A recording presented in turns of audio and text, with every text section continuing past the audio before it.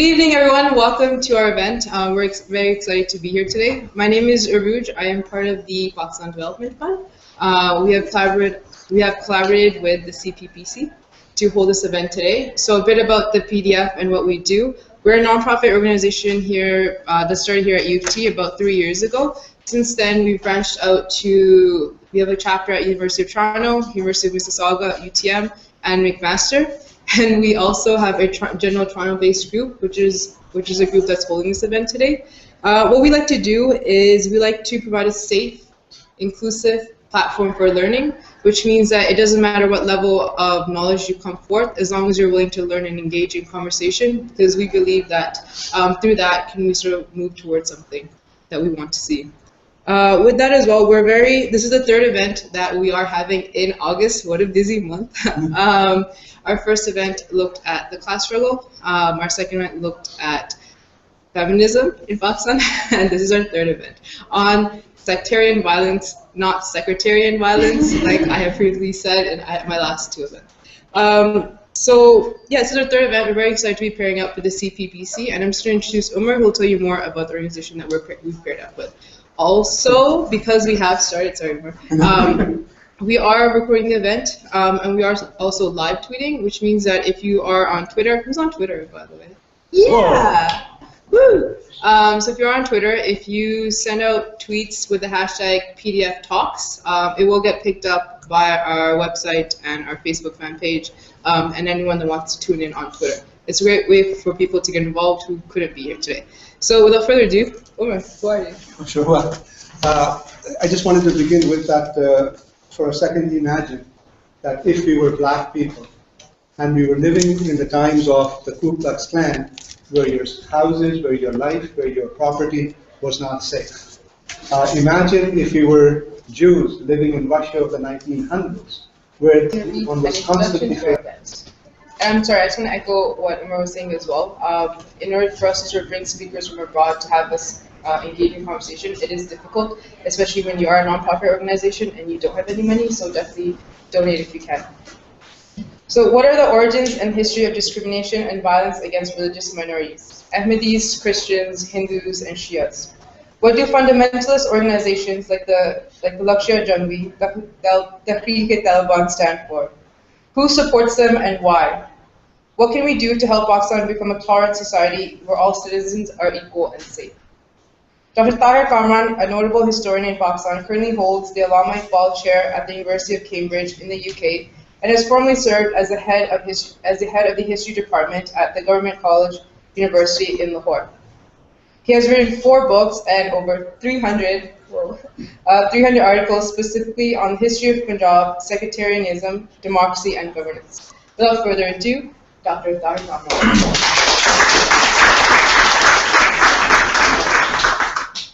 Should I stand? Or You can stand, sit, whatever. I'm just going to fix it.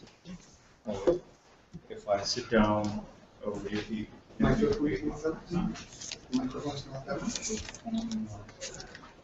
you sit down, speak louder than you can. Hi, can you hear me? No, it's not. Well, okay, we'll just start off right away. So first of all, thank you very much, and it's indeed a pleasure. While on my visit to Canada, I have incurred many debts of gratitude, primarily to Ayaz, my friend, and Umar Latif Saab, and of course, Committee of Progressive Pakistani Canadians. It had been a bit hectic, of course, because it's third or fourth event and lecture over the period of 8 days, so it's a bit too rigorous. So the question that has been asked to me whenever I speak, particularly on sectarian violence in Pakistan, that why is it that the option? I could have worked on constitutional development of Pakistan, for instance, or on Jamaat Islami, for instance, as Wali Nasser has done, or so many other people, or Humaira Iqbal has come up with a book on Jamaat Islami and Jamaat al-Dawa. So why sectarian violence? So the very straight answer is that I come from a district which has been devastated and ruined by the sectarian violence, and that is on the southeast of Lahore, which is the capital of Punjab, and Chand, from where Anjuman-e Sahaba Pakistan emanated, and much feared Lashkar-e-Jhangvi, which is doing all what we are witnessing in the newspapers and international media for last so many years. So, but in order to understand the sectarian violence and primarily what happened, what started off from Jhang and it spread out to not only whole of Pakistan, but to a certain extent it had transnational impact. So in order to understand this, I will have to walk you back into the corridors of history. Since I am a professional historian, so that's my compulsion.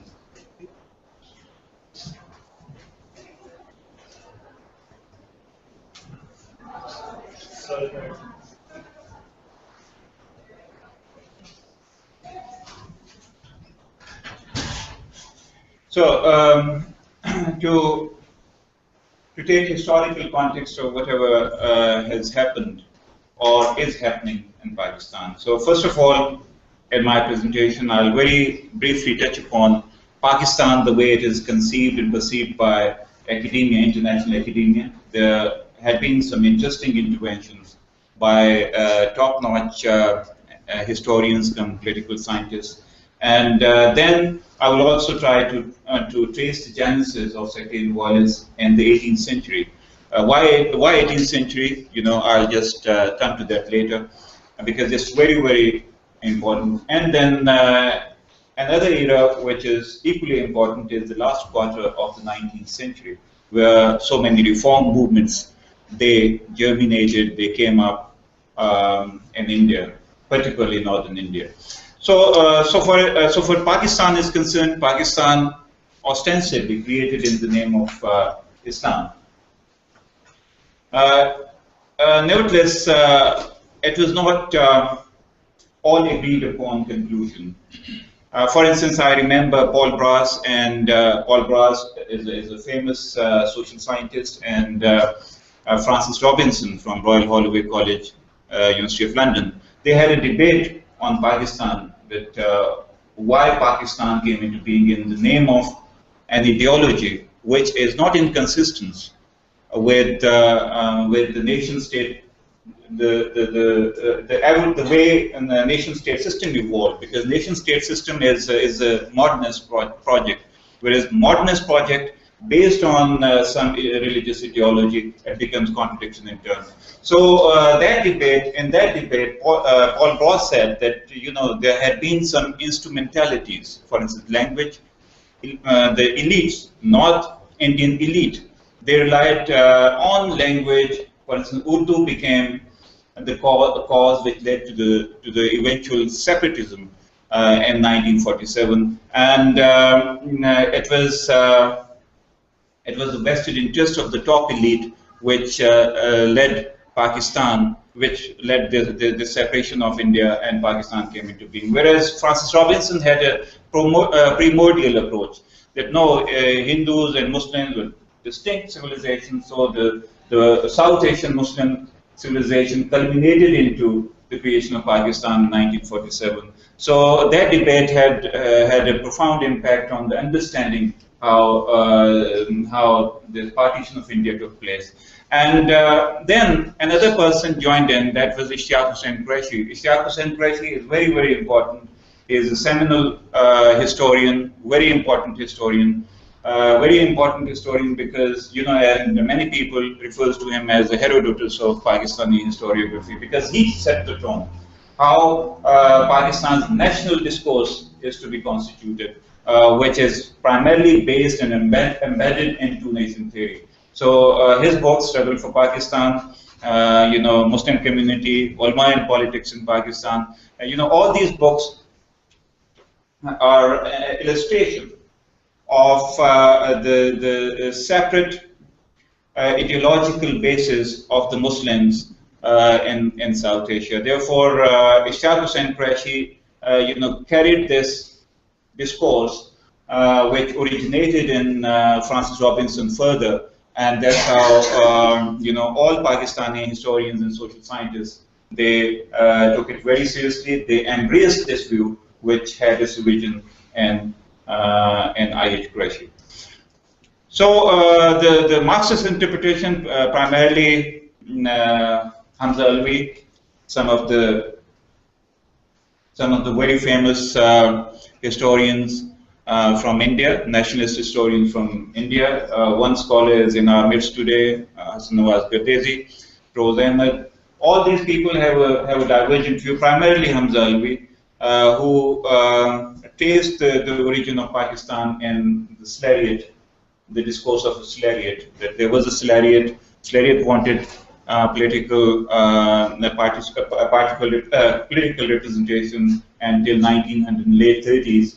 Muslim League represented the cause of the Slariat, but afterwards, as those people who have some cognizance of the history of 1940s know that Unionist Party, which represented the interests of the agriculturists in Punjab, their members, they jumped the bandwagon and joined All India Muslim League. So because British Raj was not very happy with Indian National Congress, its version or its standpoint on the Second World War. So, and obviously, when I say Slariat, it means that there was an issue of class in the creation of Pakistan. So, but having said all that, Ishaq Hussain Qureshi's Muslim nationalist discourse, it became central, and all the other discourses, they were shoved to the periphery, and that's how Pakistani history was carried forward. So now from here, I think it's very important to trace this this genesis, as I said earlier, of the rise of Islamic Puritanism. Islamic Puritanism, while discussing that, it's very important to take a synoptic view of the South Asian Islam. South Asian Islam had a bit of an eclectic and syncretic essence in it. Chishtiya order or Qadriya order, they represented quite a bit of egalitarian, cosmopolitan religious outlook, which was embedded in the philosophy of Wahdatul Wujud. You can say that it was a pantheistic version of Islam in a way, and it accommodated pluralism to a great extent. But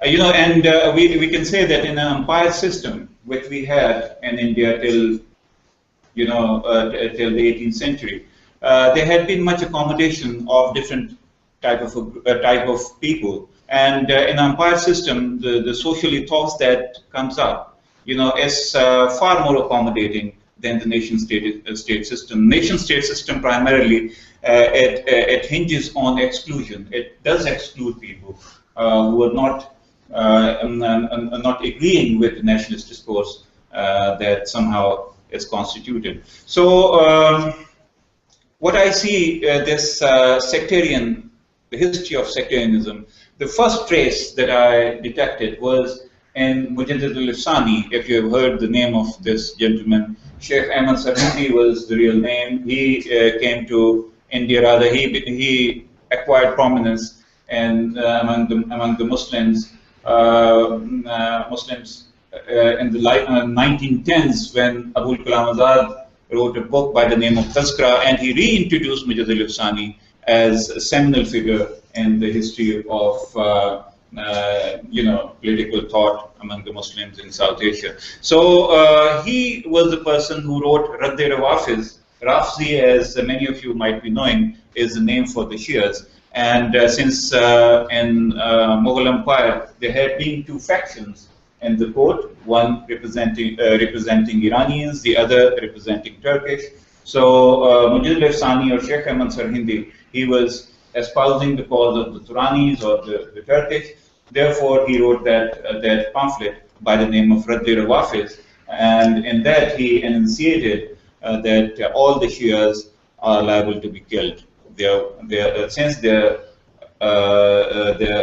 murtads, since they're heretics, therefore they are to be put to sword. So that discourse was not taken up by the Mughal courts or the people who were important in formulating the overall opinion there. So it was then Shah Abdul Aziz, who was the son of Shah Waliullah. He wrote another book, Tuhfatul Asna Ashri. So that book became very important, and that generated a debate that whether Shias are Muslims or not. So, but even then, right after that, the colonial era began, and that debate also could not come to the forefront. So the real problem started when, in the wake of the missionary activity after 1857, as Kenneth Jones refers to it, missionary activity, it created strange sort of a reaction among all the communities. For instance, Hindus, they came up with Arya Samaj, which was a reformist organization. Similarly, Brahmo Samaj, it started in Calcutta, but it had sizable influence and presence in Punjab also. Sangh Sabha among the Sikhs, and among Muslims, there had been three different sort of reactions. One was traditionalist, epitomized in Darul Uloom Deoband seminary, created by Qasim Nanotwi and Rashid Gangohi in 1867 in a small town of Deoband, which is very close to Saharanpur. And second reaction was modernist. That was, of course, led by Sir Syed Ahmad Khan's Aligarh movement. A Mohammedan Anglo-Oriental College was formed in 1867, same college, same year. And third was heterodox and their reaction. So apart from Sir Syed Ahmad Khan's reaction, the other two responses, they were quite extreme responses. Deoband, they started off with the Shia exclusion. They talked about Shia in derogative terms, and the first fatwa that Rashid Ahmad Gangohi issued, it was against Shias. Similarly, when in 1889, Ahmadis formulated their own Jamaat and their own community. So many fatwas started coming up against them, and the first fatwa that which I remember, it came in 1886, even before the formal enunciation of Ahmadiyya Jamaat, because formal enunciation of Ahmadiyya Jamaat came 3 years later. So it was in 1886 that that ulama, or the religious scholars from Ludhiana, who had commonality or who had a lot of influence of Deoband, they issued a fatwa against Ahmadis, and after that, there was a litany, or there was a long sequence of fatwas against Ahmadis from Railways, from Deobandis themselves, and afterwards Wahhabi faction, which took up the name of Ahli Hadith. So from 1902, everyone started issuing fatwas against Ahmadis, but they couldn't do something physical because there was a state, which was relatively non-partisan, though I don't consider British as a non-partisan in the Indian context, but somehow they protected Ahmadis against all the atrocities which people were just joining with. So that is, the last quarter of the 19th century is when political Islam made its appearance, and it somehow attained maturity when Khilafat movement started. Khilafat movement started in 1919, and the Deobandi faction, they became political in the real sense of the word when Jamiyat ul-Ulama Hind was created. So Jamiyat ul-Ulama Hind was the first regular religio-political party, which was led by several religious scholars like Mahmud al-Hasan, like Abul Kalam Azad, later on Hussain Ahmad Madni. Most of them were graduated from the seminary of Darul Uloom Deoband. And not only Darul Uloom Deoband, but Darul Nadwa was also created. Ahmad Raza Khan Brailwi, he formulated Brailwi school of thought, and it also became exclusionary because, you know, Ahmad Raza Khan Brailwi, who ostensibly had a greater belief in the Sufi version of Islam, he also became exclusionary because, you know, against and these they issued fatwas, and later on there had been a tug of war going on between Brailwis and Shias also.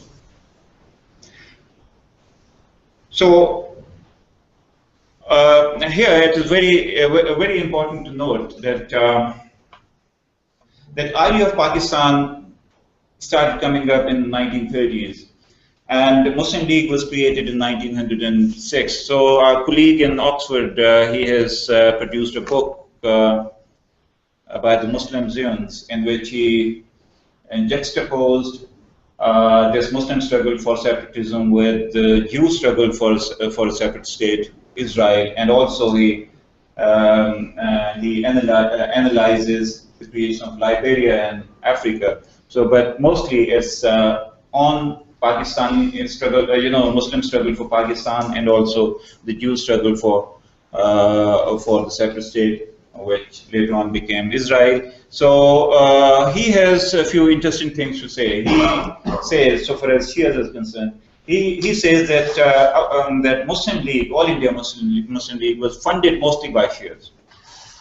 You know, and Rajasthan Mahmudabad, you know, he was a Talukadar of Awadh. He was very zealous and enthusiastic in seeing that All India Muslim League becomes a successful party. Then Raja of Jahangirabad, then Nawab of Rampur, Bohras, Khojas, Memon, and most of all, Sir Adamji Pirbhai. You know, he was the biggest fundraiser and biggest donor for All India Muslim League, and all of them were Shias. So, and then most of all, Sir Aga Khan, he was the leader of Ismaili faction, and he was the one who led similar deputation in 1905, which somehow convinced, or Lord Minto was readily convinced that All India Muslim League should see the light of the day, and he extended full support to it. So Shia contribution had been enormous in the formation of All India Muslim League, and later on struggle for Pakistan also was supported by them. One thing that I just skipped while this mentioning rise of Islamic Puritanism is my own view is that South Asian Islam was independent or autonomous from the influence of Arabian Peninsula, largely because there had been no geographical connection from the 14th century to the late 17th century. And it was in 18th century when Portuguese got a sea control and sea piracy was abolished or extirpated. And they restored the institution of Hajj. Therefore, Muslims from India, they started going to Arabian Peninsula to perform Hajj. And the first notable scholar of Islam who went to Hijaz or Saudi Arabia or Arabian Peninsula for the higher instruction in Islam was Shah Waliullah. And it's very interesting to note that Shah Waliullah's and Muhammad bin Abdul Wahhab's teacher was the same. You know, when I was doing my this chapter for Salafi extremism in the Punjab and its transnational impact, you know, I was really surprised to know such references, which were quite interesting and which made a lot of sense to a student who tries to understand the prevailing condition or prevailing dispensation in Pakistan. So Sheikh Abu Tahir Madani, was the person from whom Shah Waliullah also got religious instruction. So all these fellows, they came back, you know, Shah Waliullah or Frazi Tahriq's originator, Haji Shariatullah and Tito Mir and all these fellows, they came here with, as Barbara Metcalf notes, you know, they came back to India not only with not only an emphasis on the study of Hadith, but the principle of its primacy over the rulings of the law schools. Now that's very, very important, because prior to that, Hadith had not been having any centrality or seminality in the religious instruction. It was all Sufi based. The most of the religious instruction was based on the Malfuz literature or the speeches made by the Sufi. So that was the religious instruction. And even in the Nizami, which was the old curriculum adopted by the religious seminaries, Hadith did not form the central central subject in the curriculum. It is in the 18th century that Hadith start figuring into the religious curriculum. That's very, very important. And even Qasim Zaman made mention to it along with Jamal Malik. Both of them are very, very important students of South Asian Islam. And now all those religiously oriented factions, other than Shias, they refer to Shias and Brailwis also. They refer to Shah Waliullah.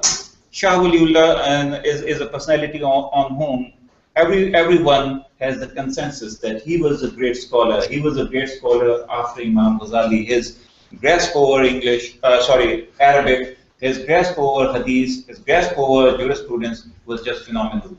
So even now, Hajjatul al-Baligha is being taught all around. Fayuz al-Harman is being taught, and he is ranked as top political thinker of South Asia, Iqbal being the other, and then followed by Maulana Maududi. So now, you know, in 1929, when Majlis-e-Ihrar was formed, Majlis-e-Ihrar is very important. As scarcely studied small organization having a huge impact in Pakistan. You know, it was formed, you know, all the leaders were firebrand speech makers. They could spellbound the audience. That's the reason I argue that good speakers are have a greater tendency to be horrible leaders, because all the great orators had been great tyrants also. So, Ataullah Shah Bukhari was one of the best speakers, arguably, in the modern history of Muslim India. And similarly, Mazhar Ali-Azhar and many others. So, they were the people who came out on the streets against Ahmadiyya movement. When the Kashmir issue in 1930s, you know, came up, and the Kashmir Committee was formulated by Mirza Bashiruddin Mahmud. Mirza Bashiruddin Mahmud was the Ahmadi leader, and he was an Ahmadi Khalifa, and he was the president of Kashmir Committee because there had been some confrontation going on between the Muslims living in Kashmir and the Maharaja of Kashmir and some of the bureaucrats that he appointed to control the populace. So in order to espouse the cause of the Muslims, so all sorts of Muslim factions, they started going to Kashmir and trying to help them. So in that, there's difference or this discrepancy between Ihrar and Ahmadis. It triggered off, and that led to later on greater confrontation. So in the same decade, in Lucknow in particular, the Ihrar Shia confrontation also took place. So 1930s is a decade of internecine confrontations between various Muslim factions. And that the only liberal voice politically was the voice of Jinnah, who started talking about the separate state from 1940 onwards, but he was a liberal, though on a public platforms, he said few things that could be interpreted as Islamists or something like this. But when Pakistan came into being in 1947, whatever he said and whatever he did, nothing suggests that he wanted Pakistan as an Islamic state. He wanted Pakistan as a separate state for the Muslims so that they can have a better economic circumstances or better economic ambience.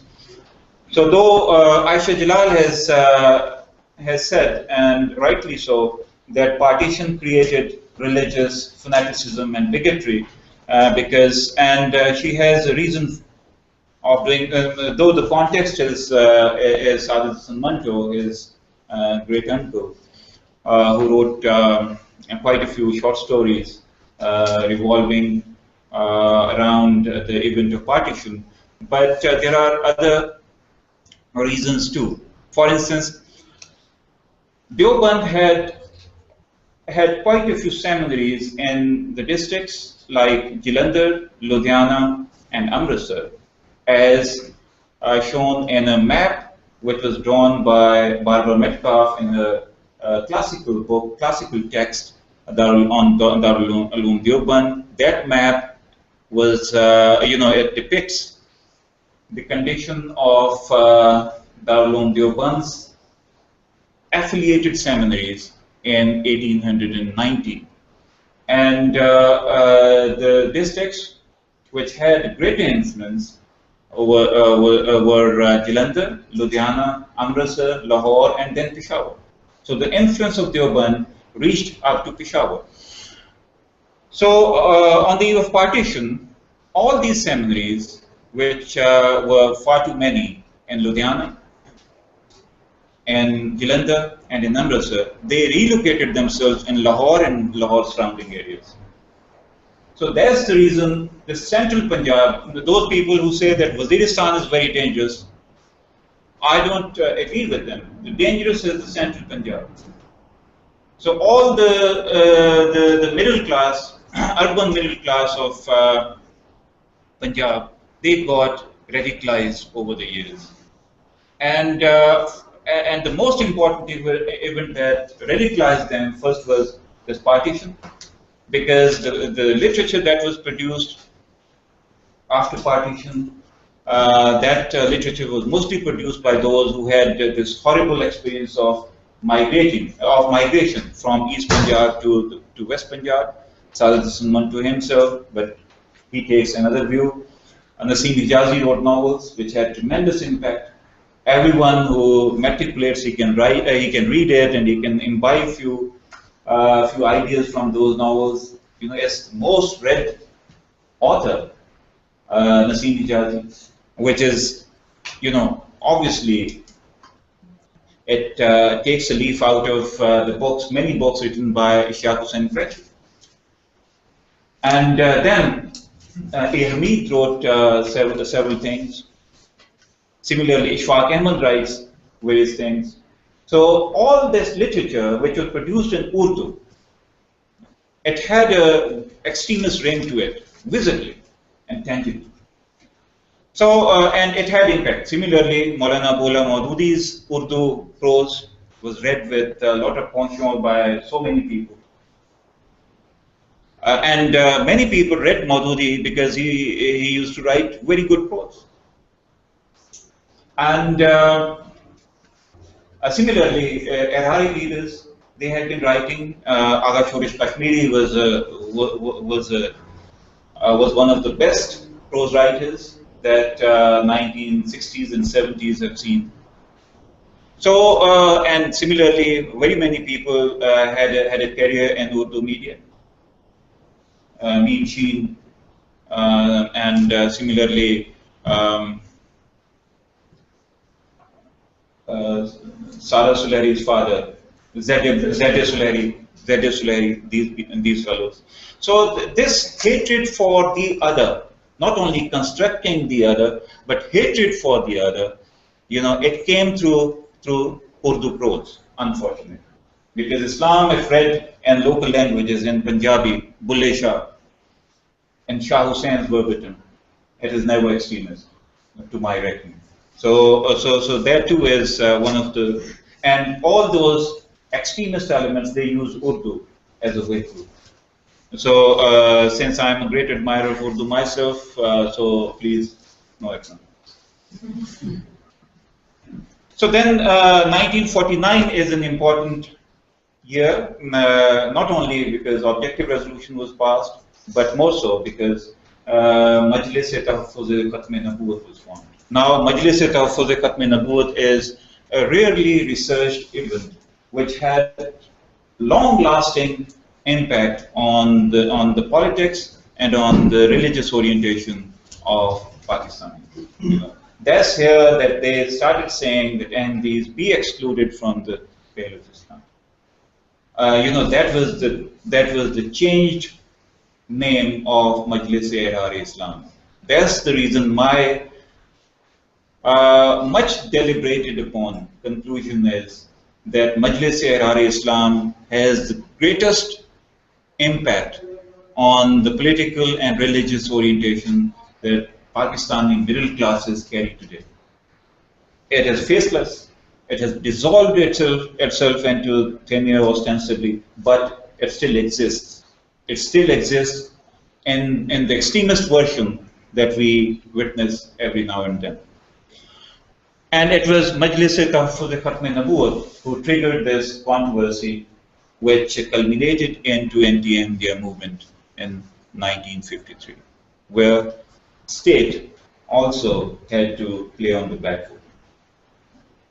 Though Munir Inquiry Report, which is obviously the best document that was produced by the government of Pakistan ever, but I don't agree with the conclusion that Justice Munir and Justice Kiani drew, that anti-India movement failed. It did not fail. It existed at the Sectarian level, and it re-emerged, resurfaced in 1974. Though General Azam Khan quelled that uprising, that insurgency in 1953, Maulana Maududi and that leader from Miawali, who was Abdul Sar Niazi, yes. The death sentence was pronounced on them, but it was not carried out. History would have been very different had they been hanged. It's really, you just imagine and think what would the state of Pakistan be if these two gentlemen would have been whisked away by the angels of God in 1954. It was then that death pronouncement was enunciated on them. So not only in 1953-54, central government of Pakistan was dissolved by Malik Ghulam Muhammad, who was the Governor General, but also Mumtaz Muhammad Khan Daultana, who was the Chief Minister of Punjab, and who was hand in glove with the insurgents. He also was sent packing. So both the governments were sent packing. So it gave a lot of hope to the religious elements. Before that, the incident of objective resolution also. Wali Nasr Court's very, very interesting episode. After it was passed, Maulana Maududi sent a congratulatory message to Shabir Ahmad Usmani. All of them are clerics. One is a Deobandi cleric, the other is the founder of Jamaat Islami. One cleric is sending a congratulatory message saying that we have won the day. So the real thing starts from 1949. Now lots of people, they say, and in Urdu media, a lot of hue and cry is being made on the one speech that Jinnah made on the floor of Constituent Assembly 11th of August, which, to my reckoning, is the policy statement, because whatever you say on the floor of the Constituent Assembly is a policy statement. That, you know, Hindus are ceased to be Hindus, Muslims are ceased to be Muslims, and everyone has the right to go to their mosques, temples, synagogues, etc., etc. And no longer the religion will be the determinant of the affairs and the course of politics in Pakistan. You know, that's in this particular way that he talks. But then there are other few things. Who was the first president of Pakistan's Constituent Assembly? It was Yogendranath Mandal. Had he been clement to an Islamic state, no Hindu can be countenanced as the president of Constituent Assembly. Jinnah, as Faisal Devji says, he reverted to tradition, the way Gandhi did before liberation was attained. But afterwards, after liberation was attained, he became liberal modernist, and he is spot on when he said this. You know, there had been few slogans, few pronouncements, and public meetings. Pakistan ka matlab kya la ilaha illallah. And that too came in the last months of 1956. Some Nankampu from Sialkot raised this voice, and Jinnah never owned this. But later on, it became a slogan of all India Muslims, the remnants of all India Muslims. So then he went to, when I was just researching to look at the Christians in Pakistan, you know, Christian sources revealed that he went to a Thanksgiving in Holy Trinity Church, Karachi. Why did he go there? Why Zafrullah Khan was appointed as the first foreign minister? Why all of his staff was Christian, or you can read them as British? Why was Sir Francis Moody, who was Christian and British governor for so long? Why Cunningham was governor of Northwestern Frontier Province, which is now Khyber Pakhtunkhwa? All the chief secretaries of major provinces were British. So in an Islamic state, you know, I cannot contemplate having all such people working. You know, only Jinnah wanted was a nation state for the Muslims, and nation state does not look at another country for a strategic term. He wanted Pakistan as a nation state. And nation state is a modernist state. It's not imperialist, or it's not empire that he aspired for. So in 1974, so far as 1974 is concerned, you know, everyone knows that Ahmadis were declared non-Muslims, because ulama, or the religious scholars, they got together and they threatened government of Zulfikar Ali Bhutto that they will carry out a direct action. Direct action is what everyone is afraid of. You know, that's in a way a direct action that a suicide bomber, you know, comes and explodes himself. So, so till 30th of June 1974, Zulfikar Ali Bhutto thought that he can just get away with all this. You know, these are few clerics on the streets, and this will fizzle out, but it didn't fizzle out. So later on, you know, they had Zulfikar Ali Bhutto's government had to declare Ahmadis as non-Muslims. So from there, you know, many people started talking about who is going to be next. So, and some of religious scholars also, they said that Shias are going to be the next. And during Ziaul's days, we know what happened. In 1979, as 1949 is very important in the history of Pakistan, similarly 1979 too is equally important because of three reasons. Iranian Revolution, mobilize Shias, not only of Iranian origin, but in Pakistan also. A lot of literature was pouring into Pakistan, and there was some sort of discussion, it got going on the fate of Shias, and Shias started, getting into an aggressive arguments, and then Afghan Jihad started in December 1979, then Islamization of Ziaul Haq. Now, we will concentrate on Ziaul Haq's Islamization for a moment. What was the event? The event was Zakat and Ushur Ordinance. And I think Zakat and Ushur Ordinance was the one which drove a wedge of sectarianism into the community of Pakistan. Zakat and Ushur Ordinance was passed, and all the major Shias, all the Shias from major urban centers, they marched on to Islamabad, and they besieged Islamabad. And that siege, that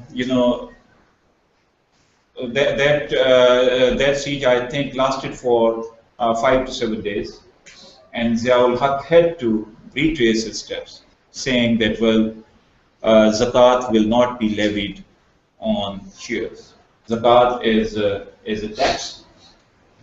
In a Muslim state or in an Islamic state, 2.5% of the net income you have to deposit, whether with the state or you have to distribute it yourself among the poor classes of the society. So Shias have a disagreement with the Sunnis that state is not entitled to collect that tax.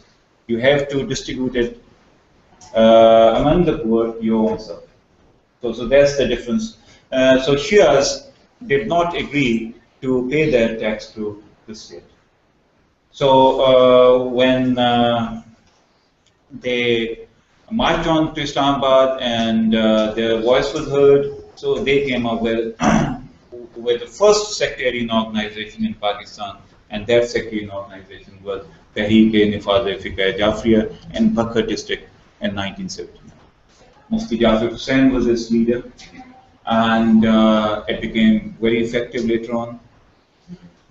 So, as a counterfoil to Tahrir Kamran, Anjuman-inspired Sahaba Pakistan was created by the implicit support, by a tacit support of Ziaul Haq himself, because one must know that Ziaul Haq himself came from a Deobandi background. His father was a prayer leader, and he was strongly influenced by Jamaat Islami's ideas.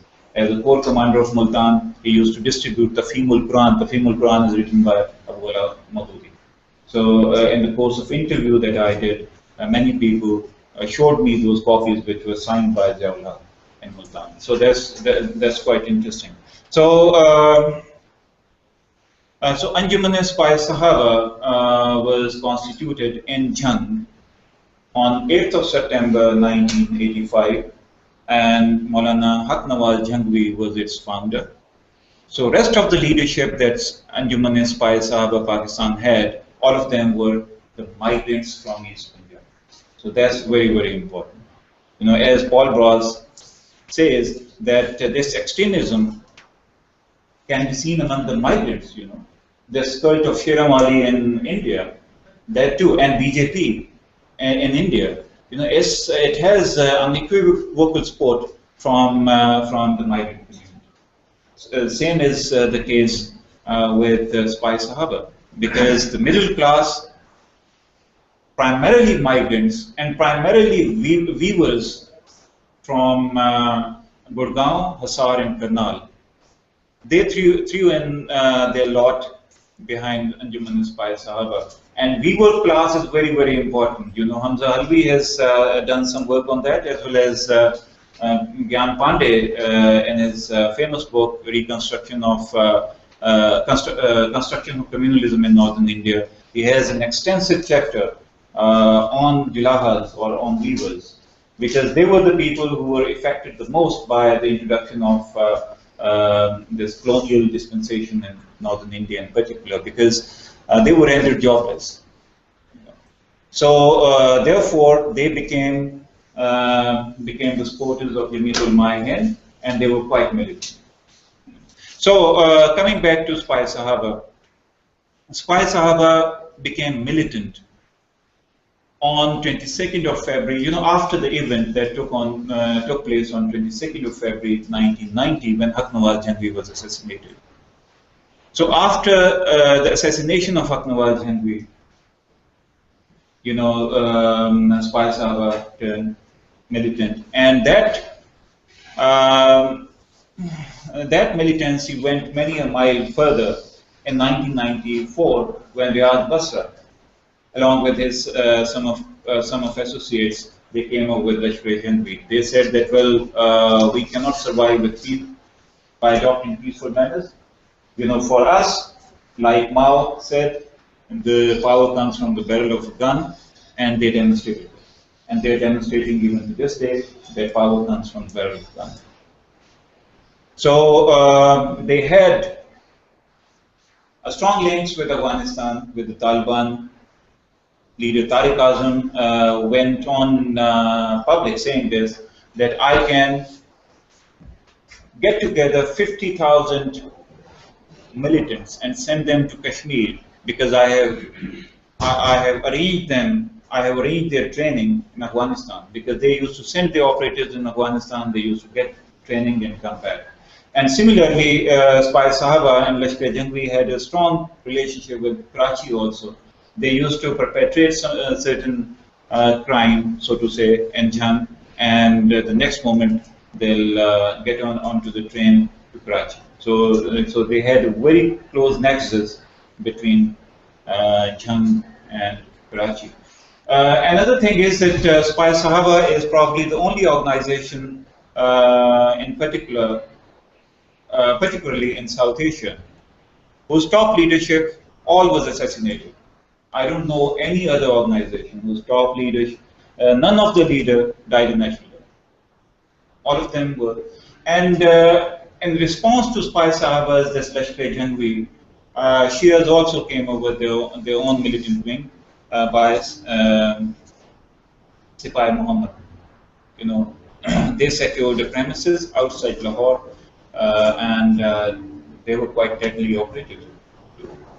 And in 1990s, we have seen many Spy Sahaba militants targeting Shias. Very prominent among them had been Sadiq Ganji. He was the Consul General of Iran. Similarly, a few Iranian pilots, they were targeted and killed in Multan. Governor of Sargodha, Mr. Tajammul Abbas, he was playing tennis, and a couple of people came on a motorcycle and shot him down. And similarly, Deputy Commissioner Khanewal, he also became a prey of these militants, religious militants of Deobandi persuasion. So in order to substantiate this argument that Majlis-e-Ihrar is faceless, yet it wields a lot of influence, I might refer to Haq Nawaz Jhanvi, who was Khatib, who was a prayer leader in one of the mosques in Jhang. He used to hold a hatchet, red hatchet. Red hatchet was a symbol of Majlis-e-Ihrar. So his allegiance with Ihrar lasted till the day he died. Therefore, Majlis-e-Ihrar is very, very important, and it wants scholarly attention. It deserves scholarly attention because they came from the lower middle classes, and lower middle classes, when turned religious, they have a tendency to become militant. So this targeted killing, explosion, and the exclusion, targeting of Ahmadis, it continued, and particularly after Blasphemy Law, 1982 and 1986, these were two important years. Now, Blasphemy Law, how come Blasphemy Law is relevant to Islam? I don't know any connection between Blasphemy Law and Islam, but it has been appropriated by Islamists in South Asia. Blasphemy Law was first conceived and started practice. Its practice commenced in 1861, and afterwards it was revised in 1929. And after 1929, no one talked about blasphemy law, but all of a sudden in 1982, Ziaul Haq, it promulgated it to a disastrous impact. So Ahmadis and Christians, they are the major victims of blasphemy law. So how come Taliban? Because in that leaflet, there was a mention of Taliban. Taliban are Deobandis by religious persuasion. Deobandis, tribal, so far as their tribal allegiance is concerned, they are Duranis. And sometimes they also invoke the support of Ghilzai tribe because they're Pakhtuns. So they're Muslims, they're Deobandis, and they're Pakhtuns. So there's a three-layered identity of Taliban. Now the phenomenon of Punjabi Taliban, as Mujahid Hussain has written a book on that, and similarly TTP, Tehreek-e-Taliban in Pakistan. So there are various splinter groups which at times come together whenever Pakistan army tries to undo them, and whenever this military action is withdrawn, they start fighting among themselves. So the good thing is that their coffers seem to have dried up, because now they have started abducting people, kidnapping people for ransom. Salman Taseer's son was kidnapped. Similarly, Yusuf Raza Gilani's son was kidnapped, and this kidnapping has become quite frequent, particularly in Punjab. And why is it that I think that central Punjab is the hub of this recruitment for Taliban or the suicide bombers? There was a suicide bomber whose jacket could not explode, and he was caught, and he was brought on the television, and he was interviewed by Saleem Safi, and he was from Chichawatni. Chichawatni is a very prosperous town. It's a tehsil of District Jhand, which was District Sahiwal, which was previously Montgomery district. So he came from a middle class background. His father was a farmer. He went to a school, he went to a college, and dropped out, and he went to join one of the Lashkars. And he was very committed. Now, how we can just dissuade them to do whatever they're doing is going to be a very, very uphill task for the policy formulators, because he was so committed. He said, well, given a chance, I'll do it again. And when asked, well, do you want to marry, or have you ever intended marrying? He said, no, 72 Houris are waiting for me in the heavens. Why should I take the trouble of marrying anyone in this world? So he said that all the Muslims, all the true Muslims are in Waziristan. So rest of the people are not Muslims. So here, this exclusion is at the heart of whatever they think. So this, whenever this religious idea interacts with modernity and the nation-state system, in a context of the nation-state system, it starts excluding everyone. So this exclusion is a continuous process. It's going on and on. Once Shias are excluded, so then Deobandis and Barelvis will start fighting among themselves to exclude each other. And this, very many people think that, well, Sufism is the best way forward, but Sufism too has become militant. Chishtis, they cannot countenance any Shia coming together, particularly in Pakistan. So I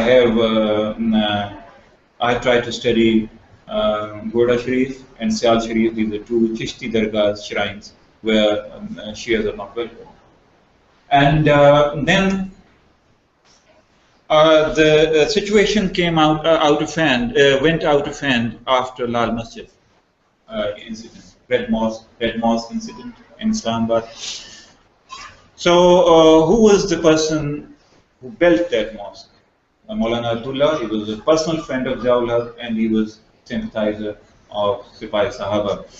and they had grabbed the land which belonged to the education department. All this outfit, all that premises of Jamia Hafsa as well as Lal Masjid, it was very close to not only ISI's headquarters, but a few miles away from Prime Minister's house and all the power centers in Islamabad. And when military operation was done, look what they had done to Pakistan. So I think this Red Mosque incident is very, very important. And well, this is all pessimistic, but being a Pakistani, I cannot afford to be pessimistic. I still have some optimism left in me.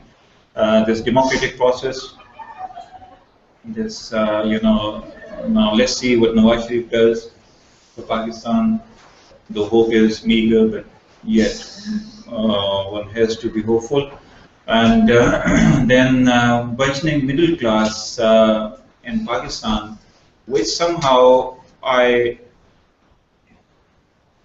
speculate, or I think, has started withdrawing itself from the religious extremism, because Spy Sahaba, Pakistan's candidates, had tacit support from Nawaz Sharif's party previously. Now Nawaz Sharif has refused to link any support to that party. Rather, they contested elections against the candidates fielded by Spy Sahaba. So that's that augurs well. Similarly, in 2013, none of the major parties, they talked in religious tone. None of them promised to promulgate Sharia when he or she will come into power. So all of them focused on social issues. They at least talked about ameliorating the lot of the poor. They also talked about the energy crisis. So, also the military top brass is also saying the same. I hope whatever military top brass says, it means it. So, with this, I think, having said all that, it will take a generation's time, because all meaningful change, according to my own reckoning, it comes after 20 years, no less than that. Because repair work takes a lot of time than the destruction that one reaps on any social problem. I hope whatever I said made sense. Thank you very much.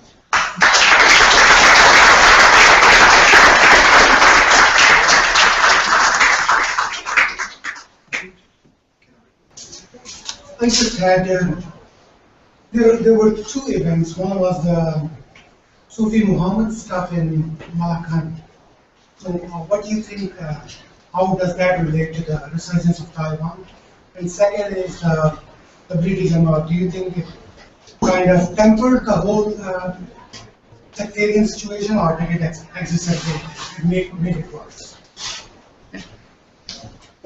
And just in the front. Pakistan is very dependent on it's a weak economy with a weak currency, and one of our biggest imports is oil. And we are surviving to a large extent because we get oil on deferred payment terms from Saudi Arabia, Kuwait, and there is a proxy war that is being fought between Iran and Saudi Arabia, both of whom are funding huge numbers of madrasas, particularly in the south of Punjab. It is difficult to imagine the number of madrasas and number of participants being taught a particular kind of ideology is numbered at around 3 million currently and growing, each one of whom is a potential disruptor. How, given the American support for Saudi Arabian policies in Pakistan and the weakness of the Pakistani economy, are we going to get around this problem? Because all that has to be done is that they stop giving us oil on credit. That's all. There's nothing else that needs to be done. Okay, and just in the back. I want you to focus on the role which, the clerics were doing whatever they were doing in Pakistan, but they wouldn't have succeeded without the help from the West. It was all through the time, until Ziaul's time. I know in those times, we were very vocal, we were fighting against them, but we were defeated just because America and the West was supporting Ziaul and Jamaat-e-Islami through all that history, where you narrated about Jamaat-e-Islami and doing all this thing. They were all funded and organized and everything by the West and army. And I would contend that if West wouldn't have stood by them, and West wouldn't have supported these fundamentals, even in Afghanistan, we would not have gone through this fundamentalist phase which we are going. And they are still not, the West is still not playing their game right. They are using NGOs as their agents, which are creating more hatred against the West than, and helping these fundamentalists recruit. So, how can we, because the West has so much money and influence, that whatever we do in Pakistan, it overrides it.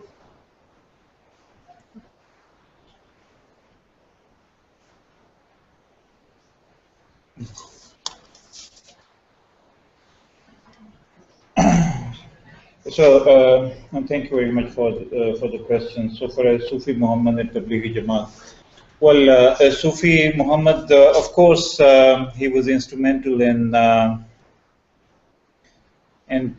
paving the way for Taliban to be conjured up into existence.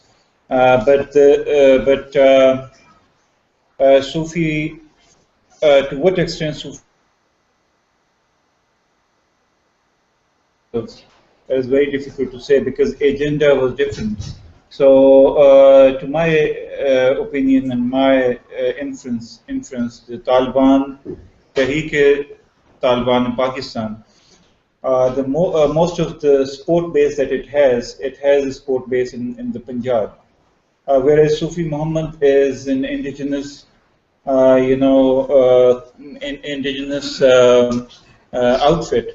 Though it has a Deobandi religious persuasion, of course, that is the commonality between TTP and Sufi Muhammad. And Sufi Muhammad has become too old, and it has become relatively ineffective. So TTP is calling shots there in the same area.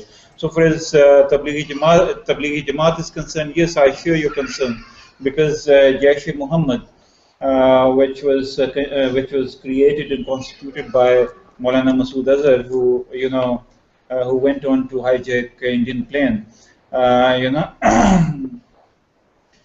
He created Jaish-e-Muhammad, and Jaish-e-Muhammad has almost all of their recruits coming from or influenced from Tablighi Jamaat. So Tablighi Jamaat is no longer apolitical or entirely a religious outfit without having any political interest, So Tablighi Jamaat has become quite dangerous. And Tablighi Jamaat is dangerous because it has a transnational presence as well as impact. Now the biggest gathering of Tablighi Jamaat is in Bangladesh now. So Bangladesh is radicalized, though there was a very strong gesture from Hasina Wajid by banning Jamaat-Islami, but I think it will have a limited impact. Tablighi Jamaat, unless one has to rein in this Tablighi Jamaat and its operatives, it becomes really difficult, because they even go into the Israel and Palestinian occupied territories. So Tablighi Jamaat in that way is very, very important, and let's see how all the Muslim Ummah manages Tablighi Jamaat's influence. So for as weak economy, oil, and Saudi Arabia and Iran, yes, thank you very much for asking this and mentioning this. I should have mentioned it when I talked about 1979, since it was extempore. It skipped my mind. In order to ward off the influence of Iran, of course, Saudi Arabia invested heavily in Pakistan. All the seminaries. Now, Mariam Abu Zahab, a French scholar, has written somewhere in his research work that from 1979 onwards, there's a whole arch of Deobandi madrasas, starting from Khyber Pakhtunkhwa and going up to Balochistan. Even in Sistan, which is the Balochistan on the side of Iran, there had been lots of madrasas. And now Indians are also getting rattled because a lot of funding from Saudi Arabia is being funneled to India. So lots of mosques are being erected, madrasas are being constructed, and hence the population is getting radicalized. So whether oil or, and you know, I'm one of those people who have written this in my weekly columns too, that if you want to do away with India, or you have to review your relationship with India, as well as if you want to just rationalize your relationship with America, you have to rationalize your relationship with Saudi Arabia too, because it's more dangerous than Saudi Arabia, than America. Because from 1970s onwards, not only a lot of urban classes have been going to the Gulf states as well as Saudi Arabia and coming back with radicalized notions. So that's very true. And in English press in Pakistan, it has been debated also. Now we are waiting when Urdu press takes it up and starts,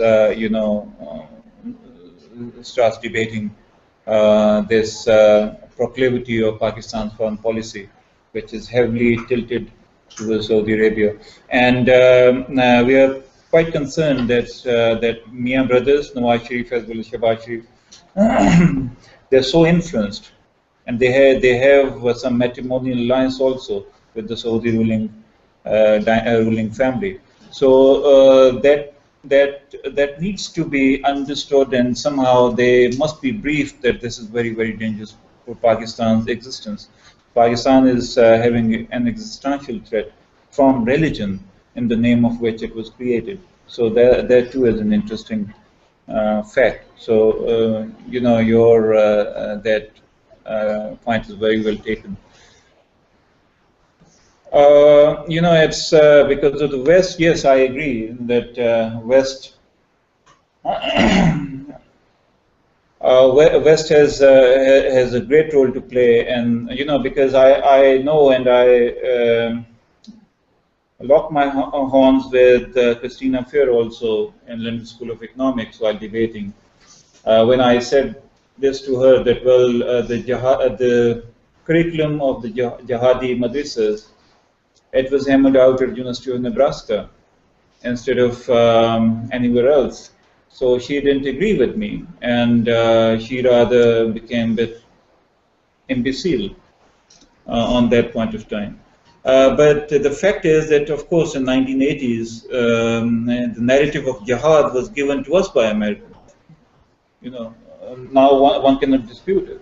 Now the same America is after us, and that well, we are unable to rein in jihadi outfits. But having said all that, I think the nation state conceived in the name of religious idea too is a contradiction in terms. So it tends to exclude others, those who don't believe in the national agenda, which is set, and ironically, that national agenda is based and embedded in religious idea.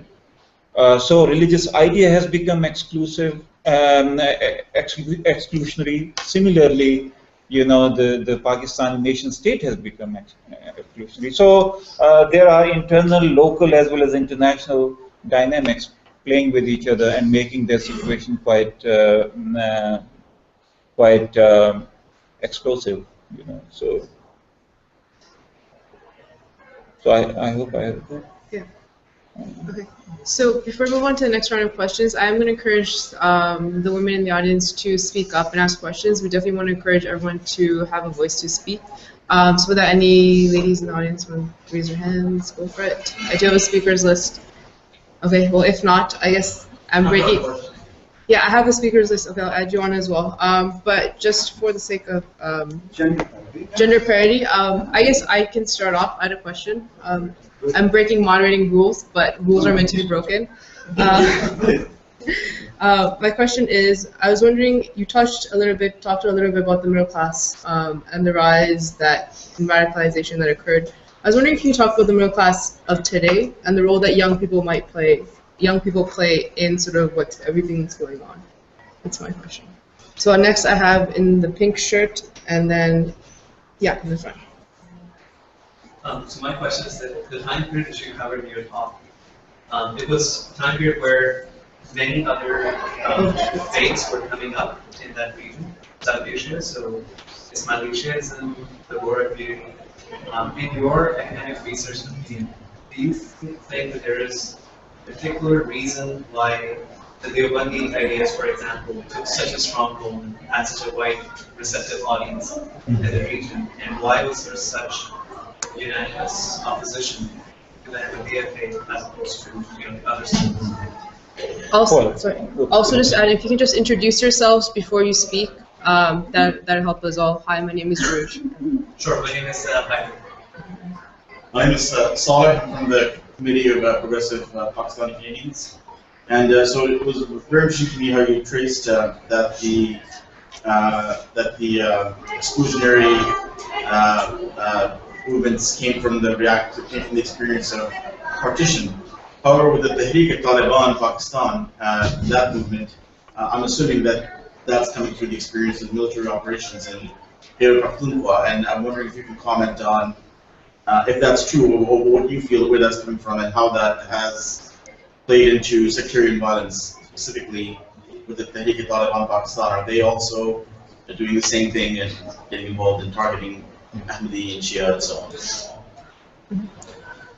The first is middle class. Well, middle class has been extremely religious till the Soviet threat was on, till when I started going to college, and when I started my career as a lecturer in the educational institutions of Pakistan, particularly under Zia. There was a very strong anti-communist or anti-Marxist streak there, and it was voiced with all possible aggression and belligerence. So they were for right-wing politics, and Jamaat Islami capitalized on that considerably. So, but now the ideology and character of middle class in 21st century have undergone a relative change. Now they want peace. They want progressive Pakistan. All the youth that I'm engaged with, they at least want this religious extremism to be somehow dispensed with. So let's see the youth coming from the middle class. It gets engaged in political process more, so that the politics in Pakistan reverberates and resonates the aspirations of that young middle class. So that's a very important question. Why Deobandis? I think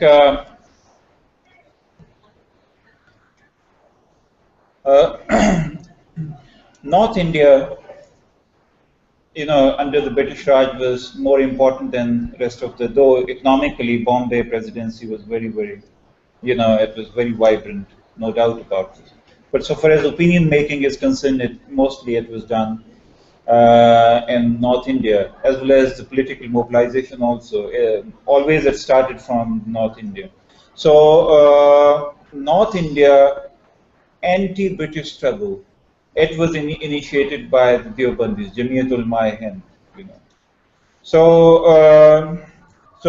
therefore it became more important than the Bohras. Bohras were in a small minority, or the Ismailis.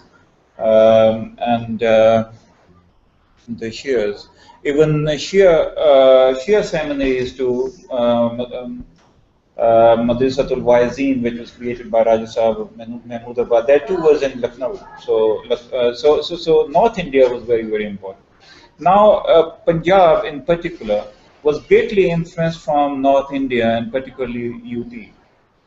So look at the Urdu. Iqbal became one of the greatest poets of Urdu. Faiz became a seminal poet. You know, the Urdu came from, though afterwards, Mahmud Shirani claims that, well, Urdu was the indigenous product, but that's all nonsense. People who know a bit of history of Urdu, they can vouch me for that. And similarly, the religious orientation also came from the West, from North India. That's unfortunate because it displaced the innate and indigenous version of Islam, which was far more tolerant. Look at Bulle Shah, look at Waris Shah. So I'm happy that few of the scholars have taken up all these themes, to reanalyze Hir Waris Shah and Bulle Shah. For instance, Farina Meer's book on Hir Waris Shah is very, very important. Farina Meer is in University of Michigan. So that's the reason. And then Deobandis had a lot of influence on the Punjabis even before 1947. More so because of Majlis-e-Ihrar. Majlis-e-Ihrar voiced the demands and the aspirations of low middle class, particularly artisans of the central Punjab. Therefore, it became quite popular. Though it didn't have that electoral strength that could have spun them into power, but they had a lot of nuisance value, and that's how Deobandis became far more influential. And then weak ideological base of All India Muslim League. What was the overall ideology of All India Muslim League? It was none, absolutely none. The modernism of Aligarh, it dissipated and became there from 1920s onwards. So that too paved the way for Deobandi ideology to creep in. Particularly after 1947, we see All India Muslim League gravitating towards Deobandi school of thought. When Shabir Ahmed Usmani and Zafar Ahmad Ansari, they joined All India Muslim League. Then TTP, Tehreek-e-Taliban. Well, Tehreek-e-Taliban in Pakistan is Deobandi outfit. The religious ideology that they adhere to is Deobandi. And Deobandis are inherently against Shias, and whatever is happening in Balochistan, the killing of Hazaras, TTP is alleged to have done all that. So Deobandi Hanafi jurisprudence or fiqh, that is what they want to implement. Sufi Muhammad also wanted to implement that. Hanafi fiqh, and Hanafi fiqh is one of the 5 different schools of jurisprudence in Islam. So if you, in a plural and multicultural society of Pakistan, if you implement one Sharia or one school of jurisprudence, it means you are triggering off a full-fledged civil war. Because one fiqh will be fighting against the followers of other fiqh. So TTP therefore is and still it stands for the Deobandi supremacy, and is trying to demonstrate it by killing Hazaras, which is Shia, in their religious denomination. I hope I have answered your questions. Sure. Okay, so we have one just in next to her, and then. So my question has to do with how you're talking about Punjab specifically, and how I can't be completely sure, but was there not a lot of class disparity between Shias and a lot of people who were against Shias? And I mean, especially to talk about the Uyghurs, who were the lower middle class, and a lot of them were part of the anti-Shia sentiment, part of the anti-Arab sentiment. So do you think that class disparity and, socioeconomic status, especially concerning, how low the lower classes were the frustrations against Shias, who I believe were maybe minorities in South Punjab, especially, how much of that had to do with the kind of anti-Shia sentiment, anti-Arab sentiment that grew in South Punjab, if it actually had any bearing on it? Obviously, it had very profound bearing on it. But, ironically, why is it that the yarn market from Faisalabad that funds Spy Sahaba Pakistan, which didn't have any class problem, which didn't have any economic problem? The biggest donor for all those sectarian groups had been that Sutar Mandi of Faisalabad or yarn market, which is the most affluent and more powerful yarn market in whole Asia, so to say. So similarly, there had been, from Lahore, Brandit Road, it's a hub of very affluent trading class. They had been, filling the coffers of those anti-Shia people. Along with class, there had been this religious passion also. This religious passion not only was local, but also, as our brother has said, that it had something to do with our connections and our intimacy with the Gulf states, particularly Saudi Arabia, because Saudi Arabia and Iran, they are in confrontation with each other, and they are in a way trying to outdo or surpass each other in extending their zone of influence. So class is very important, of course, because in Jhang, what happened? The case study that I did, all the landlords, the big influential landlords were Shias, and the middle class, which supported Spy Sahaba, they were urban classes who were quite affluent. And affluent, they wanted their pie within the political, from the political clique.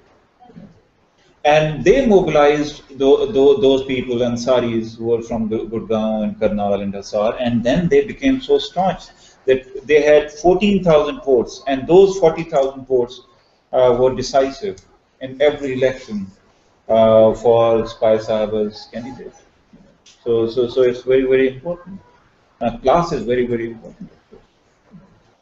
Just really green quick on the next. My name is Arshad, and I'm a member of the Committee of Public Department, and I'm a songwriter. My question is linked to three books. The question is about the role of media. Do you think in the last 10 years or so, the rise of media, particularly electronic media, and their urge to produce more sensational stories, and it has contributed to our collective anxiety, and therefore it has also contributed to more tolerance for extremist acts.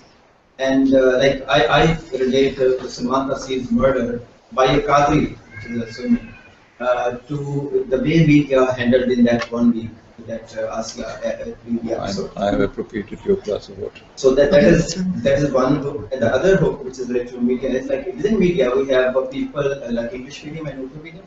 And I hold that English medium, Urdu medium divide has a more catastrophic impact on Pakistani society, social fabric than class right now.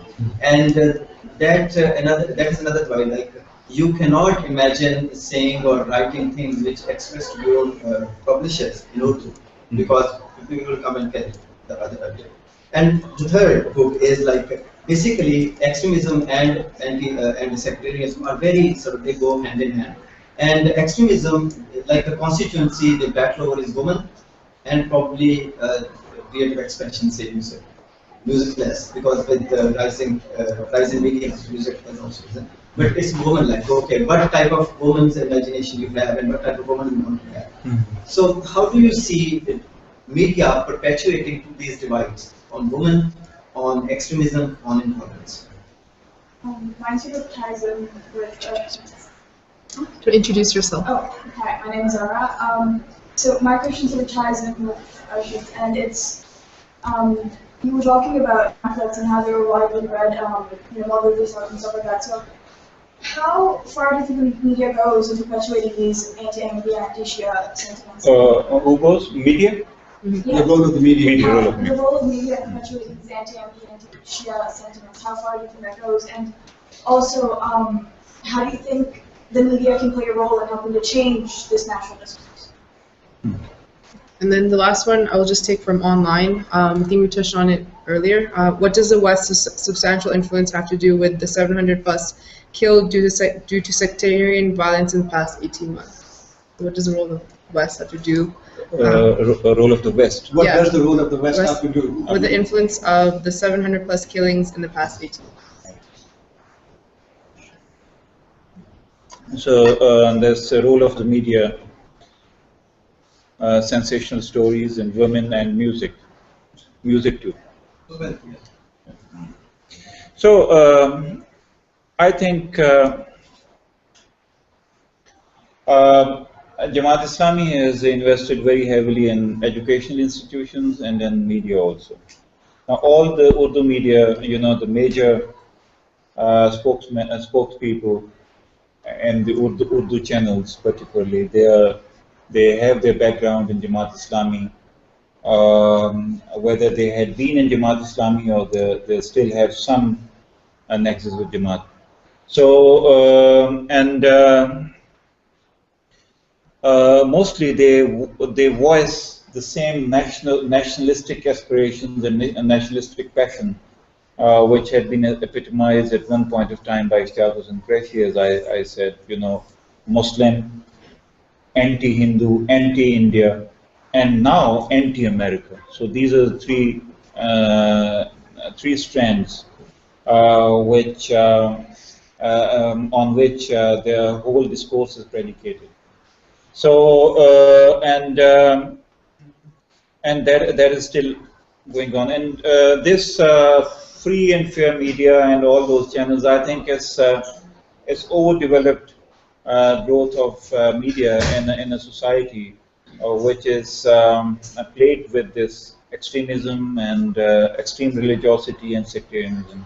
Where overall national discourse is extremist, you open 87 channels and all of them are saying one thing. It will add to the religiosity and intensifying misgivings among different sects instead of sorting things out. So this is what is happening.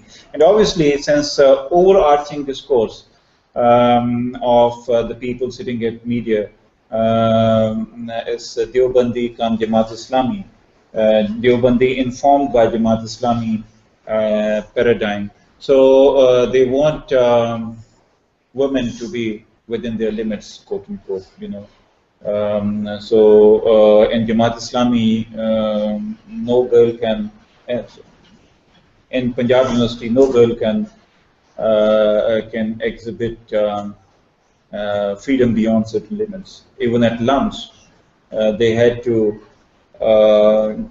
warn, by writing on a notice board that the display of mutual affection is not allowed here. So this is all around in Pakistan, and media has a lot to do with it. And then, can I just say one thing about media? It's not that free, which we consider. No, it's not at all free. It is not in at all free. every talk show, there is always an advice coming from somewhere, and the guests are told to not mention certain things very politely, but they are told, and by the host and by the handler. And the media, despite what you're saying, even being headed by, like Geo Group, when Geo has done all this vitriol against minorities, was headed by an ex-member of Communist Party of Pakistan, Azhar Abbas. Same thing, Dunia TV, which is headed by Naseem Zahra right now. She's very progressive and everything. But if you open up their, in the morning program, I had misfortune. Yes, thank you very much for your intervention. And another thing is, I will invoke Michel Foucault's idea of discourse here. You know, even if there is no one sitting at your head with a whip, you know, there is an overarching discourse that keeps you from getting out of your boundaries, because it's a knowledge-power relationship. You know, the idea that is incarcerating you within certain limits. So this nationalism, Pakistani nationalism, which is embedded in religion, you know, Pakistani media men, you know, cannot critically evaluate it. So that's a big problem. And what else was? This last question is almost like a yes/no answer. Thank you so much for explaining the rules of the religious exclusions of Uganda. But I was wondering, do you believe that this violence just erupted spontaneously, or does it have basis in some political actions? Is that a consideration? Whether you believe it's political in nature, or it's just entirely religious? It's always political in nature. You do think it has? Yes, and I explained all this, you know, saying that I'm a historian, therefore I got this license of going back into history, boring you people. You know, so it's all political action. You know, religion, the expression of religion mostly is political in nature. So you cannot exclude politics from religion. You know, so therefore, 1953 movement was political in nature, and it was modernist by its expression. You know, getting out on streets and processions. You know, in medieval India, such protests had never taken place. You know, it's all modernist in nature. You know, this exclusionary tactics too is modernist in nature. We must appreciate this. You know, in medieval times, you know, look at Ottomans. You know, there had been 1,001 problems with Ottomans and their mindset and all that. But the Jews had been living there, Christians had been, and they had been serving at the bureaucratic, you know, very important bureaucratic slots there. Similarly, you know, look at Akbar's court, even Aurangzeb's court. Aurangzeb, which is much maligned, but he had numerous mansabdars who were Hindu by nature, because you cannot run empire without the support of other religious groups or other ethnic groups. But in nation state, you know, and nation state becomes really acerbic and venomous when it's conceived on the basis of religious idea. This is what I am arguing here. You know, so nation state is modernist in its very essence. So unless we either we do away with religion or we do away with nation state, this problem, you know, is bound to happen and recur. That's my major concern. You know, so you know, you're trying to just entwine two extremely disparate things into one whole. You know, there's the real problem. I just want to just do want to respect the speakers list. People have been waiting. So with that, I have Umar just in the back with the glasses, and Deva. And then please remember to introduce yourselves. And no worries. Remember to introduce yourself before you speak, and the sign-up sheet is being passed around. So with that, Umar. Yeah, so Umar from the Committee of Progressive Pakistani Canadians. Just a word on youth. 35 years ago, I went to school out here. We were very few from Pakistan at that time. But I think we were slightly still political. The 80s and the 90s and the 2000s, they were quite extraordinary, where the students that I saw, because I kept my connection to the university, were very, very Islamist and Muslim oriented. And it was partly because of the exclusion that they faced from society, especially in the wake of 2001. It is also the socialization that you see in Pakistani households. They keep to themselves, sort of stuff. I am so happy to see this group like the Pakistan Development Fund of young people who are secular, who are liberal, who want a separation of state and who want equality. It is really very good. I wanted to follow up on Asfareen, what she said.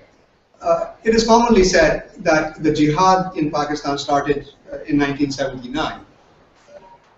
I don't remember the banning of the Communist Party in 1954. I was born in 52, but I still remember in 1958 when Ayub Khan imposed his martial law, and a neighbor of ours who happened to be a member of the Communist Party, he was picked up and beaten the crap out of.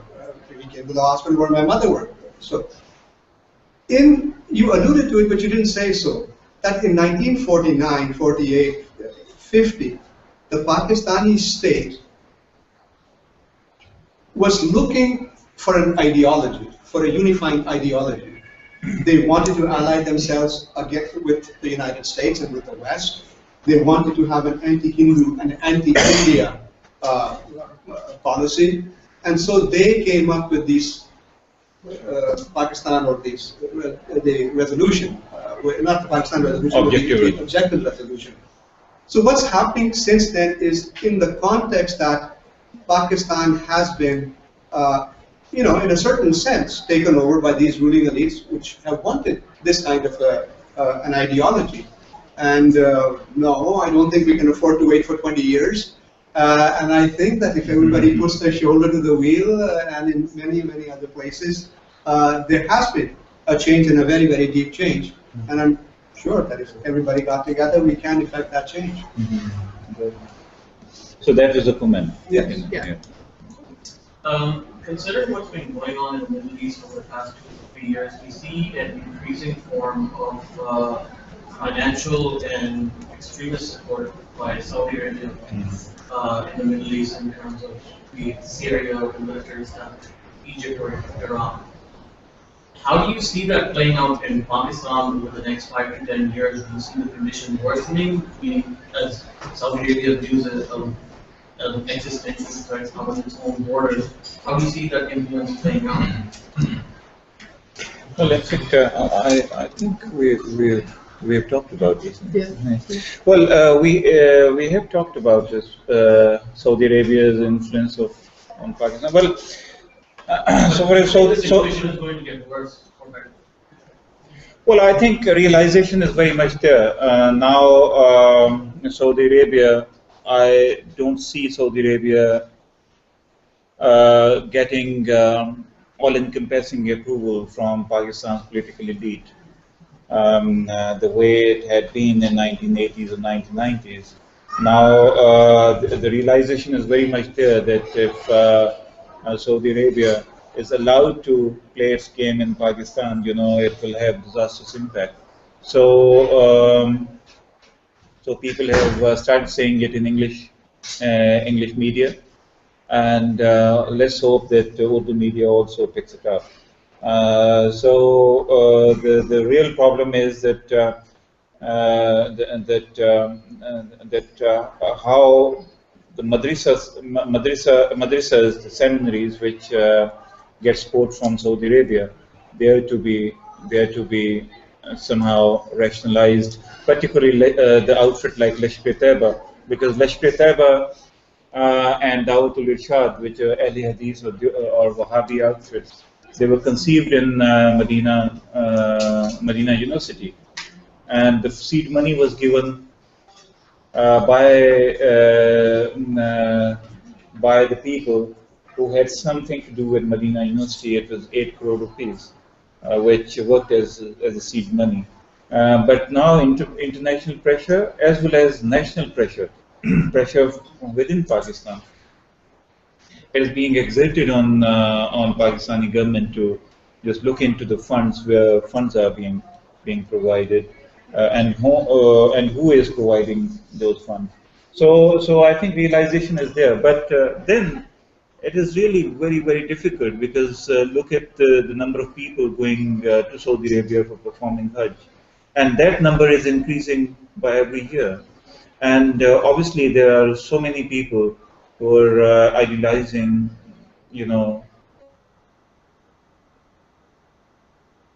some concerted effort to undo that. I just got my license of Saudi Arabia, and I see people identifying for themselves without being Saudi as opposed to Pakistani. So Just in the back as well, sorry. it's more of an economic. It's more of an economic, of course, but look at, you might have seen Abdullah Malik, a communist. He wrote his travelogue when he went to do Hajj. That too seems bizarre that the communist going to perform Hajj. He wrote a book of 250 pages by the name Hadith-e-Dil. And he said, when I landed at Jeddah airport, I was overwhelmed by the religious sentiment. So how would you explain it? This sentiment is there, and in subcontinent, that sentiment, it expresses itself with utmost vehemence. That's an anomaly. It's not of course, there is a religious economic dimension to it, but it's not solely economic. There are a few other factors too, which need to be taken into account. Jim Suno to the back. I think these feelings of regard. So these feelings were always there the last 300 years, as you mentioned, when the Hajj started. So it's nothing new. What has changed, I think, what are you feeling about the fact that they are also fighting a existential problem because they are tribal, they are feudal, they are kind of family-oriented things. What do you think? Because I think that has got a lot to do with whatever is happening in that part of the world today. So when do you think we will see the back of them? Because I think, just looking at the way they have interacted in Egypt and the way they are pouring in money, even a country like United States is coming to its knees because of the fact that they've been pouring money into the wrong situation, and they are, I think eventually even the petrodollar will go to that. And so do you think because I think there's a lot of, interaction between whatever is happening, what they want us to change into, and we are doing the same. Yes, well, I really I appreciate it. I'm cognizant of whatever you're saying, because they even offered Pakistan if they can introduce Islamic studies, propagating the version of Islam that they want us to practice. And if we do that, they're ready to bear all the expenses going to support the education system in Pakistan. So these are facts. But in the wake of Arab Spring, how many countries and how many monarchies they're going to fund for their sustenance? That's the question. And because I don't see Egypt, despite the fact that Saudi Arabia is funding, anti-Morsi movement. So I think it brings to the fore the contradiction among the pro-religious political elements themselves. Because one a religious faction has pitted itself against the other religious faction. So that's I think a dialectical process, which has been triggered within the Islamic polity, Islamic international community. So let's see which way the whole thing goes. But more than that, it's really very, very difficult to look into the future, and particularly students of history are not trained to look into the future. So I don't see. Even in Saudi Arabia, how popular this content or dissent was. Yeah, exactly. There are people who are now actually we don't know about it, we don't hear about it, but this is happening. That's very, very true. I buy your argument. I subscribe to what you're saying. Exactly. Okay, I'm just going to ask for the last round of questions. I know I have a long list. I'm trying not to look at it. So I have Tayyiba, just in front of Tayyiba, and then I have Alia, and then I have one online. So we'll go in that order. That's good. Yeah. So I'm wondering if you see any evidence of radicalization in the minority communities because of the exclusionary ideology that they're facing. So you mentioned that the Shias have organized themselves into this by Muhammad.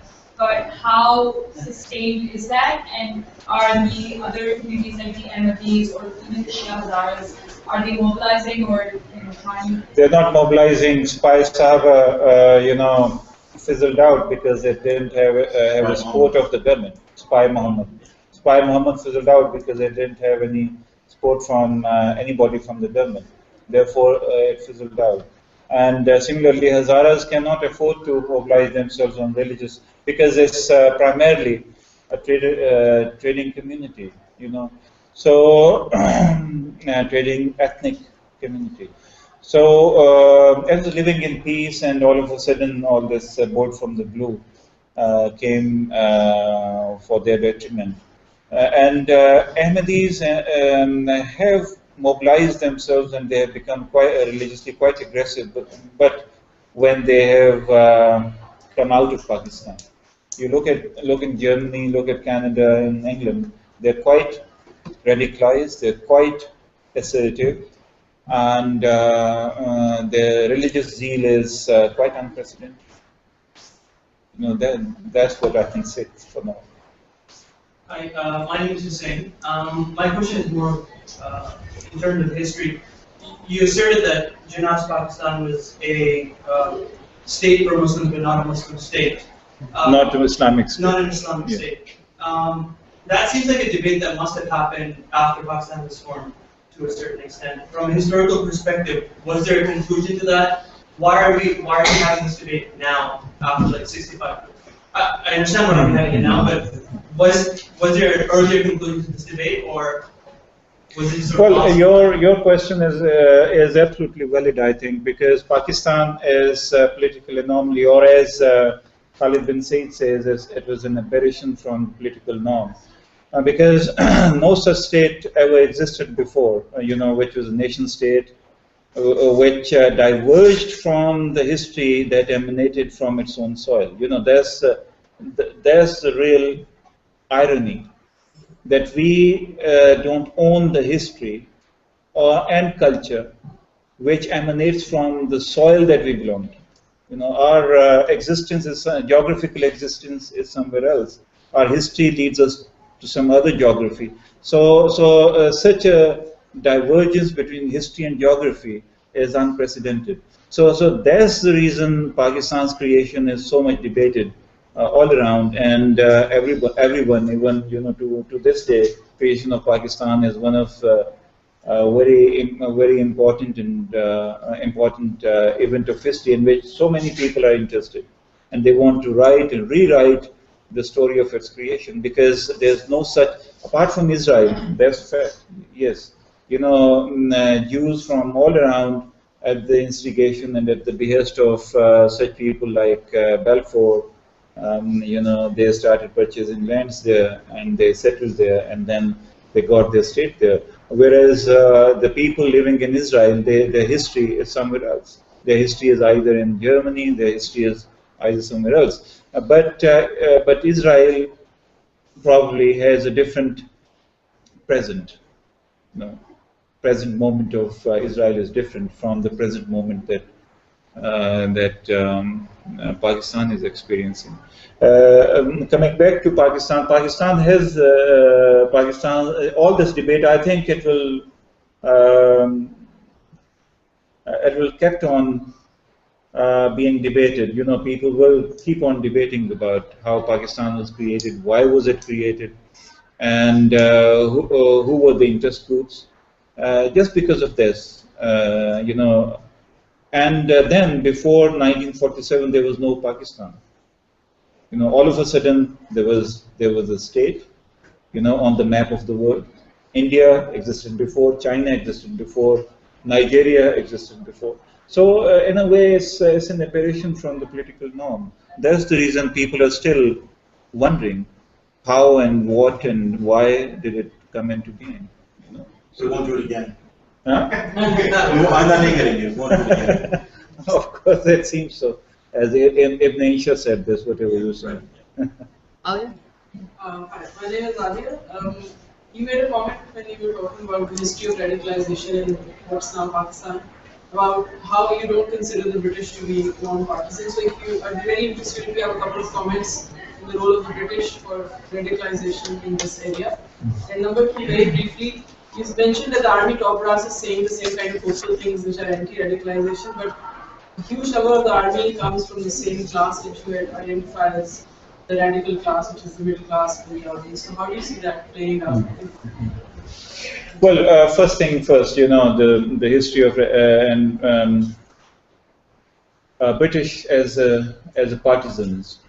You know, John Lawrence, if you read his biography, you'll come across that John Lawrence was the governor of Punjab, and later on he became Viceroy of India. He used to donate 50 rupees every year, and at that time 50 years, you know, meant something. So every year to Evangelical Church in Amritsar. So he was, and 3/4 of officers of the Punjab Commission in Punjab, they were evangelicals. You know. Similarly, American Presbyterian Church, it came to Lahore, opened FC College, and you know, other concerns also. If you just go from one side of the Mall Road of Lahore to the other, all the major institutions, they were opened up by the missionaries, and who allotted that land, who facilitated them. And how come by 1910 all the Punjabi elite, and same happened in Karachi also, and in Peshawar also, and in Rawalpindi also, where Gordon College was. In Sialkot there was a Murray College. So, Sacred Heart School was in every district of Punjab. So, and all the elite of Punjab, they used to send their children to those institutions. So, and then through census, through ethnographical surveys, through writing gazetteers, they just compartmentalized society the way they wanted to. You know, he is Umar Latif, son of Muhammad Latif, you know, he is Muslim. You know, so this fuzzy identity, you know, about which Sudipto Kaviraj mentions, and he identifies a category which was the people who had fuzzy identity. You know, that fuzzy identity was disappeared. And similarly, another effect that this Ian Talbot mentions, that when the census in Bombay presidency was being carried out, the superintendent of election commissioner, the census commissioner, he came to him and he said that, well, there are a huge number of people who don't know their religious identity. So he rapped his foot on his knuckle, saying that, idiot, put them in a column of Hindus. So that's how this one community was played against the other, and this needs to be brought to the notice of the scholars and the students. That's how this division was created. And you know, similarly in Punjab, it's a known fact. You know, Satyam Ray, you know, mentions it in her book that from 1883 they started distributing. You know, this colonial patronage system was created. You know, if 50 teachers are to be recruited, 26 will go to the Muslims, 24 will go to the Hindus, and sometimes, you know, 20 will go to the Muslims, and 10 to the Sikhs, and 10 to the Hindus. So this created, this separate electorate was introduced by the British in Punjab from 1883, when first municipal board elections were held. So in Pakistani historiography, I think the way British ruled India, that needs to be taught properly, instead of, you know, just casting a synoptic eye on the history of Muslim politics and all India Muslim League. You know, they need to know how colonial structures played out. You know, and second of your question, and which was army. Yes, but I think that middle class also changes with the passage of time. You know, that's the essential characteristic of it subscribes to fundamentalism at one point of time when, you know, it's in consonance with its material and economic benefits, and when when religion becomes detrimental to its economic interests, it changes its ideology. So that's very inherent and intrinsic to middle class. So now they think that they have an existential threat. So they have changed the. You know, why is it that in Mississauga so many generals have their houses? You know. So this explains. Okay, so just if you want to ask very briefly and answer very quickly. Question about Kashmir. the identity problem there? Is it around religion? Is it a thing that the British set up before during colonial times? What is behind this separatist movement, both in the Pakistani portion and in India? For this kind of nationalism, is it around religion again? Well, I have my own opinion. I don't subscribe to the view that their nationalism is religiously motivated, though as ethnically motivated. You know, the major chunk of Kashmiri freedom fighters, they want independent Kashmir, and independent Kashmir. You know, no one can afford, you know, in these circumstances. Pakistan has sentimental, political reasons, India too, and some area, you know, is under the jurisdiction and under the suzerainty of the China. And all of them also probably think that if Kashmir gains independence,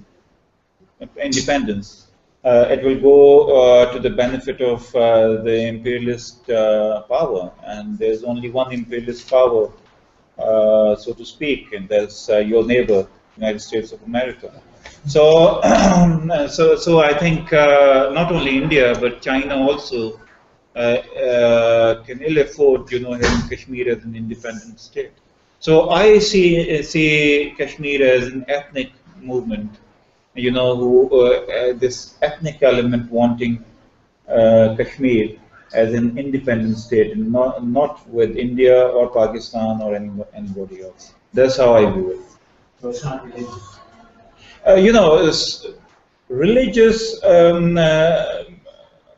Pakistanis whip up the religious sentiment, but it's not religious. You know, if you ever listen to Yasin Malik, he will say a few things absolutely the opposite of whatever is being played out in Pakistani media. You know, and similarly, a few students who are working on Kashmir movement, they have come up with entirely different story. So it's not religious. You know, part of them that must be religious. You know, of course, but this freedom struggle is not religious. Okay. So with that, I would like to conclude our discussion. Thank you, Dr. Tahir Kamran, for coming out.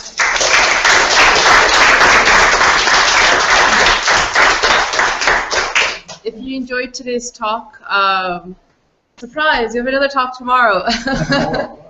And that one will be held in Mississauga at the CN Room Living Arts Center. You can find the information online. Do definitely check that out. I hope you're not tired from all that talking. Thank you again, everyone, for coming out. Make sure you sign up for listserv, and please keep supporting.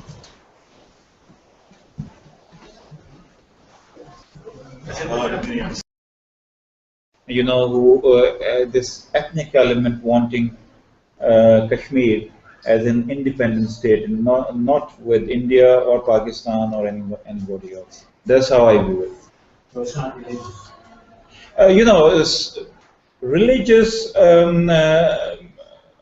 Pakistanis whip up the religious sentiment, but it's not religious. You know, if you ever listen to Yasin Malik, he will say a few things absolutely the opposite of whatever is being played out in Pakistani media. You know, and similarly, a few students who are working on Kashmir movement, they have come up with entirely different story. So it's not religious. You know, part of them that must be religious. You know, of course, but this freedom struggle is not religious. Okay. So with that, I would like to conclude our discussion. Thank you, Dr. Tahir Kamran, for coming out.